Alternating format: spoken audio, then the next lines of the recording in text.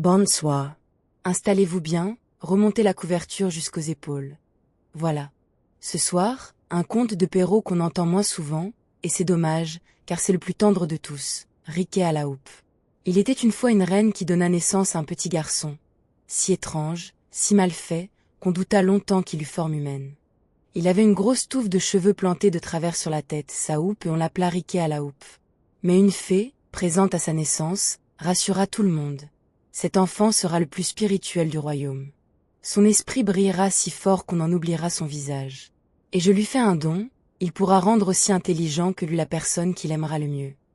Et en effet, dès qu'il sut parler, Riquet enchanta tous ceux qui l'écoutaient. Il disait 1000 choses fines, drôles, douces, et quand il parlait, on ne voyait plus sa houppe de travers ni son dos courbé. On ne voyait que ses yeux, qui pétillaient comme un feu de cheminée. Or, dans le royaume d'à côté, naquirent au même moment 2 princesses.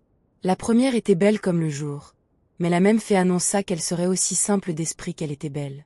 La seconde était vive et intelligente, mais fort peu jolie.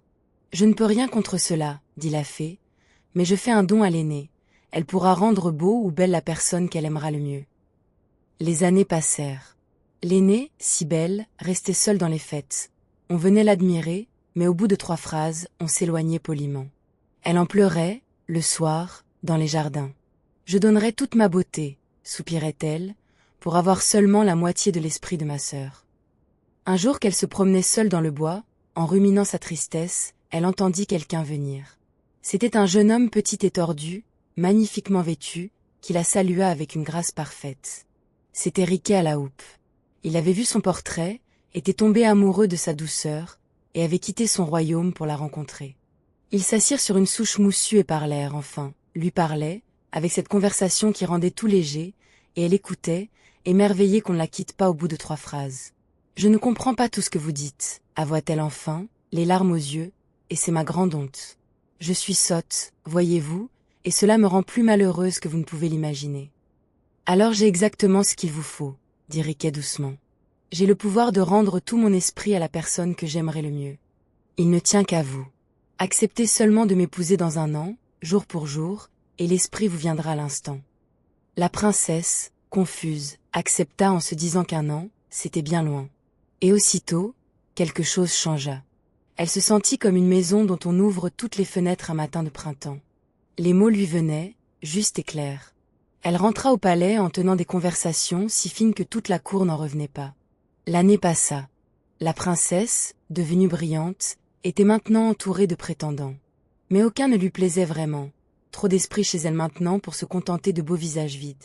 Un soir, en se promenant dans le même bois, elle retrouva Riquet, venu au rendez-vous, en habit de noces, fidèle et souriant. « Vous m'avez fait la plus honnête des promesses, dit-il. Mais je ne veux pas d'une épouse qui me prendrait par devoir. Si mon visage vous arrête, je repartirai sans un reproche. » La princesse le regarda longuement, ses yeux pétillants, sa patience, sa gentillesse jamais démentie, et elle sentit son cœur répondre avant sa tête. « Non, dit-elle. Restez. Si vous m'aimez assez pour m'avoir donné la moitié de votre esprit, je crois bien, moi, que je vous aime assez pour le reste. » Et à l'instant où elle prononça ces mots, le don de la fée s'accomplit. Riquet lui parut le plus bel homme du monde. Les livres discutent encore, 300 ans plus tard, était-ce la magie, ou simplement l'amour, qui fait ça très bien tout seul, sans fée et sans baguette? Perrault lui-même penchait pour l'amour.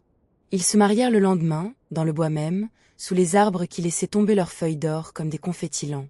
Et l'on dit qu'ils passèrent leur vie à se parler, le soir, au coin du feu, elle, devenue sage, lui, devenu beau, tous les 2 devenus heureux, ce qui était, depuis le début, le seul don qui comptait.